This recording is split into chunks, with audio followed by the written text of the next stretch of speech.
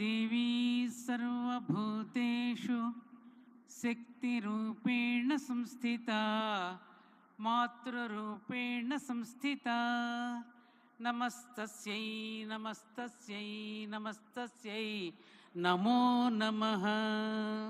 అందరూ చెప్పండి. ఆర్యావర్తాయై చ విద్మహే రత్నగర్భాంతరస్థితాయ ధీమహి తన్నో భరతఖండ ప్రచోదయాత్. అస్మత్పుణ్యధరిత్రీం ప్రణమామ్యహం. శ్రీమాత్రే నమః. భారతమాత్రే నమః. మాతాపితృగురుభ్యో నమః. హరి ఓం. ఈరోజు నాకు చాలా అద్భుతమైనటువంటి సన్నివేశం, ఘట్టం. ఏమిటంటే, ఎన్నికలు అయిపోయిన తర్వాత ఏ వ్యక్తినైతే నేను కావాలని చాలా ఆరాటపడ్డానో ఆ మహా వ్యక్తిని, ఆ ధైర్యశాలిని, ఆ ధీశాలిని ఇక్కడ చూడగలగడం నా అదృష్టంగా భావిస్తూ, నాకు ఈ అవకాశం కల్పించినటువంటి, గట్టిగా నిర్ణయం తీసుకున్నటువంటి జట్టి కుసుమకుమారి గారికి నేను ధన్యవాదపూర్వక నమస్కారాలు తెలియచేసుకుంటూ, వేదిక మీద ఉన్నటువంటి యోధానుయోధులు, మహానుభావులు, ఆదరణీయులు, నాకంట వయసులో ఉన్నటువంటి పెద్దవాళ్ళు, పూజ్యులు అందరికీ రేపటి గురు పౌర్ణమి సందర్భంగా శుభాకాంక్షల్ని తెలియచేసుకుంటూ, నా ఎదురుగా కూర్చున్నటువంటి నాకంటే వయసులో పెద్దవాళ్ళైనటువంటి బాబాయిలకి, పెదనాన్నలకి, అన్నయ్యలకి, తమ్ముళ్ళకి, మేనల్లుళ్ళకి, మేనగోడళ్ళకి అందరికీ మరోసారి నా శుభాకాంక్షల్ని నమస్కరించుకుంటూ తెలియచేసుకుంటున్నా. కళ్ళల్లో ఆనంద భాష్పాలు వస్తున్నాయి. మన పెద్దలు మనకు నేర్పించినటువంటి గొప్ప సంస్కృతి ఇంటి ఆడపడుచుకి గౌరవం ఇవ్వడం. ఇంతమంది వేదిక మీద ఒక్క ఆడపడుచును కూర్చోబెట్టి దీపం వెలిగించి అవకాశం ఇచ్చారు అంటే అది నా పుట్టింటి వారు నాకు ఇచ్చినటువంటి గౌరవంగా భావిస్తూ మరోసారి అందరికీ చేతులెత్తి నమస్కరిస్తూ ఉన్నా. ఇందాకే కుసుమకుమార్ గారు అనేక విషయాలు చెప్పారు. నాకు కూడా ఇందాక కారులో వస్తూ ఉన్నప్పుడు ఏదో ఫోన్ వచ్చింది, పలానా కేజీఎఫ్కి వెళ్తున్నాను అని అనగానే, కేజీఎఫ్ అనే సినిమా ఎప్పుడో రిలీజ్ అయింది కదండి అన్నారు. నేను సినిమాలు చూడనమ్మా, కేజీఎఫ్ ఏమిటి అంటే, అదేనండి కోలార్ గోల్డ్ ఫీల్డ్ అనేది ఒక సినిమా కదా అంటే, ఇంచుమించుగా అలాంటి దానికే వెళ్తున్నానమ్మా అన్న. ఇంచుమించుగా అంటే ఏమిటమ్మా అన్నారు. ఏం లేదండి, భూమిని బాగా పిండి సారం తీసి బంగారు తీగలు పండించేటటువంటి జాతి యొక్క కార్యక్రమంలోకి నేను వెళుతూ ఉంటే, నిన్న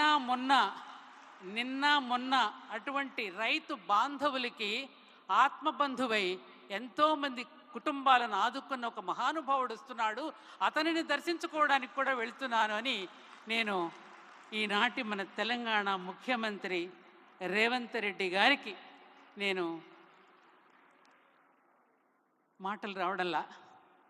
ఎందుకంటే అంతకుముందు ప్రతిరోజు చాగంటి కోటేశ్వరరావు గారు, గరికపాటి నరసింహారావు గారు ఉపన్యాసాలు రాత్రిపూట వింటూ ఉండేదాన్ని. చాలామంది మిత్రులతో కూడా అన్నాను, ఇది అతిశయోక్తి కాదు. ఈ మధ్యన ఆ ప్రసంగాల కంటే కూడా నేను మన ముఖ్యమంత్రి రేవంత్ రెడ్డి గారి అసెంబ్లీలో ప్రసంగాలు వింటూ ఉంటే చాలా చాలా ఆనందపడుతున్నాను అని నేను గర్వంగా చెప్పుకున్నాను. నాన్న, ఇది నేను అతిశయోక్తి కాదు, అభినందనలు, ప్రేమాశీస్సులు. ఎందుకంటే ఒక పేపర్ చూడకుండా ఎక్కడెక్కడో అంశాలను తాను గుర్తుపెట్టుకుంటూ మాట్లాడే తీరు, స్పాంటేనియస్గా ప్రెస్ వాళ్ళు అడిగేటప్పుడు తను సమాధానాలు చెప్పేటటువంటి వైనం నాకు చాలా ఆశ్చర్యాన్ని, ముచ్చటని కలిగించింది. అటువంటి రేవంత్ రెడ్డి గారు, వారి పక్కనే సోదరులు కోమటిరెడ్డి గారు ఇత్యాదులందరూ కూడా ఆసీనులై ఉన్నారు. కాబట్టి ఇవాళ మనది ఇది కమ్మ గ్లోబల్ ఫెడరేషనే కాదు. కమ్మ అనేటటువంటిది ఒకే ఒక్క ముక్కలో నేను ముగిస్తాను. ఇది కులం కాదు, ఇది ఒక ఇన్స్టిట్యూషన్, ఇది ఒక యూనివర్సిటీ. కర్మ అనే శబ్దం నుండి రకారం అనే బీజాక్షరం వాడుకలో తొలగిపోవడం వల్ల కమ్మవారుగా అయ్యారు. అందుకని కమ్మవారిని బహువచనంతో సంబోధిస్తారు. ఈ మధ్య కాలంలో 2 రాష్ట్రాల్లో కూడా తెలివి తక్కువతనంతో ఒక ద్వేషాన్ని పెంచి కమ్మోడు కమ్మోడు అంటూ మాట్లాడటం మొదలెట్టారు. ఒకసారి నేను రైల్లో ప్రయాణం చేస్తూ ఉండగా నా ఎదురుగా కూర్చున్నటువంటి ఒక బెర్త్ మీద కూర్చుని ఒక ఆయన, ఏవండి మీది ఏ వారం అండి, 8వ వారమా మీరు అన్నారు. నాకు అర్థం కాల. వారానికి 7 రోజులే కదమ్మా, 8వ వారం ఎక్కడ ఉన్నది అంటే, అదేనండి కమ్మవారం అండి అంటారు కదా, అదా మీరు అన్నాడు. ఎందుకు అడిగారు ఈ ప్రశ్న అన్నాను. అదేనండి మీరు తెచ్చుకున్న పిండి వంటలన్నీ పెట్టెలో ఉన్న అందరికీ పంచిపెడుతూ ఉన్నారు కదా, ఆ పిండి వంటలను చూసి మీరు అది అని నేను గుర్తుపెట్టాను అని ఎప్పుడో మేము విశాఖపట్నంలో ఉన్నప్పుడు ఒక సోదరుడు నన్ను అడిగినటువంటి ప్రశ్న. ఎందుకంటే మన పూర్వీకులు మనకి ఏమి నేర్పించారు? ఎవరికి వారుగా కాక ఒకరికి ఒకరుగా ఉండండిరా, పోటీ పడే స్థితి నుండి ఒకరికి ఒకరు సహకరించుకునే స్థితికి ఎదగండిరా, కులాలతో కొట్లాడుకోకుండా ఆ కులాలలో ఉన్న సౌకర్యాన్ని వినియోగించుకోండిరా, మతాల కోసం దెబ్బలాడుకోకుండా ఆ మతాలలో ఉన్న సారాన్ని గ్రహించి ఏ మతమైనా చివరికి సనాతన ధర్మంలోనే విలీనమవుతుందనే సత్యాన్ని గ్రహించి వర్తించండి రాని మన పూర్వీకులు చెప్పారు. ఎప్పటి నుంచి ఇది? ఆనాడు ఇలాగే అందరూ కొట్టుకుంటూ ఉంటే 13వ శతాబ్దంలో ప్రోలయ కాపాయ నాయకులు, ఇప్పుడు ప్రోలవరం అనేటటువంటి ప్రాజెక్టు ప్రోలయ నాయకుడి మీద పేరు మీదనే వచ్చింది. అది కూడా మనందరం కూడా అడుగుదాం చంద్రబాబు నాయుడు గారు, అక్కడ ప్రోలయ నాయకుడి యొక్క విగ్రహాన్ని పెట్టి తీరాలి అని మన అందరం కూడా డిమాండ్ చేయవలసిన అవసరం ఉన్నది. ఆ ప్రోలయ కాపాయ నాయకులే కనుక లేకపోతే దక్షిణాపథాన్ని తురుష్కుల వశమైపోయి ఉండేది. అన్ని వర్గాల ప్రజలని కలగలుపుకుని రైతులైనటువంటి ప్రోలయ కాపాయ నాయకులు మా గ్రామాన్ని రాజధానిగా చేసుకుని పరిపాలించారు. అదే గ్రామం ముసునూరు. ఆ ముసునూరు నాయకుల వంశస్థురాలిగా గర్వపడుతూ ఈ రోజున మీ ముందు ఇక్కడ నిలబడి ఉన్నాను. కాబట్టి మనం అటువంటి గొప్ప గొప్ప నాయకులకి డిఎన్ఏ నుంచి వచ్చాం. రాజా వాసిరెడ్డి వెంకటాద్రి నాయుడు గారు కృష్ణా, గుంటూరు, ప్రకాశం జిల్లాలను పరిపాలించి తెల్లవాళ్లను కూడా గడగడలాడించి ఆఖరికి కృష్ణానది వారు పెట్టిన అన్నదానాలతో కృష్ణానది అంతా కూడా నెయ్యి పేరుకుపోయి నల్లని నీళ్ళంతా తెల్లగా మారిపోయిన చరిత్రలు మనం చదువుకున్నాం. అటువంటి వాళ్ళ యొక్క డిఎన్ఏ మనలో ఉన్నది. కాబట్టి ఆత్మీయ సోదర బంధువులారా, మీ అందరికీ నేను చేసుకునే విన్నపం ఒక్కటే, ఎవరికి వారుగా విడిపోకండి. మన డిఎన్ఏ గొప్పతనాన్ని అందరినీ కలుపుకుపోయే గొప్పతనం మనలో ఉన్నది.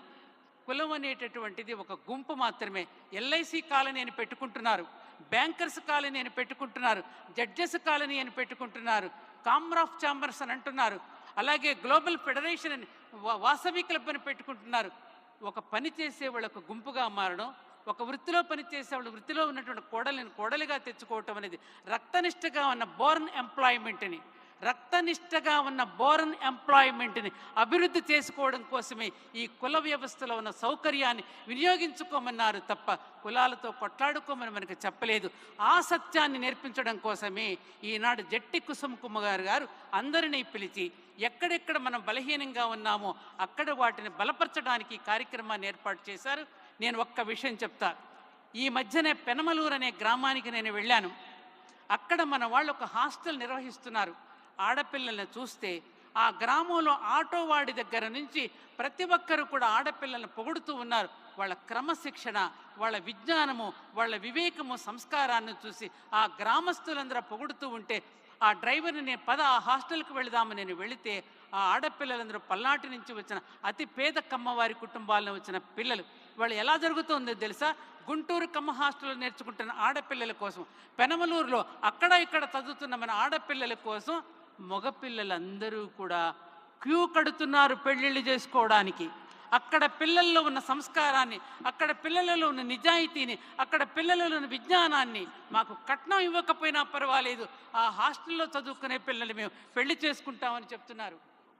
అయిపోయింది. ఆఖరిగా ఈ మధ్యనే కమ్మ కిచెన్ అనేది ఒకటి ప్రారంభం చేసి భోజనం లేని వాళ్ళకి భోజనం పంపిస్తున్నారు. అటువంటి అన్నపూర్ణగా మన పూర్వీకులు కర్మయోగులుగా జీవించి, మా పూర్వీకులందరూ మా నాన్నగారు ఇలా పెట్టి చూసేవారు సూర్యుడిని. అయ్యో బాటసారి ఒక్కడు లేడే నా పక్కన కూర్చొని భోజనం చేయడానికి, ఇవాళ ఒంటరిగా కూర్చొని భోజనం చేయవలసి వస్తుందని బాధపడినటువంటి మన పూర్వీకులు. కాబట్టి ఒక్కటే, ఎచ్చులకు పోకండి, పెళ్ళిళ్ళు పెద్ద పెద్దగా ఘనంగా చేయాలనే ప్రయత్నాలు చేయకండి. వంటకాలు కూడా అన్నిన్ని పెట్టి వేస్ట్ చేయకండి. అన్నపూర్ణమ్మ మనం అన్నాలు పెట్టాను తప్ప అన్నాన్ని వృధా చేయలేదు. ఆడంబరాలకి పోకుండా ఆత్మీయతను పెంచుకోమని, ఆత్మీయతతో జీవించమని, పెళ్ళిళ్ళు కూడా సింపుల్గా చేసుకుంటూ ఇతరులకు ఆదర్శంగా ఉందామని మీ సోదరిగా, మీ ఆడపడుచుగా మీకు విన్నపం చేస్తూ మన బిడ్డల్లో సంస్కారాన్ని పెంచుదాం, దేశభక్తిని పెంపొందిస్తాం, జాతీయ భావనను పెంపొందిస్తాం. కమ్మవారిగా ఉన్న మనం తెలుగువారిగా ఎదుగుదాం, తెలుగువారిగా ఉన్న మనం భారతీయులుగా ఎదుగుదామంటూ భారత్ మాతాకి జై అంటూ సెలవు తీసుకుంటున్నా. జై హింద్, జై భారత్.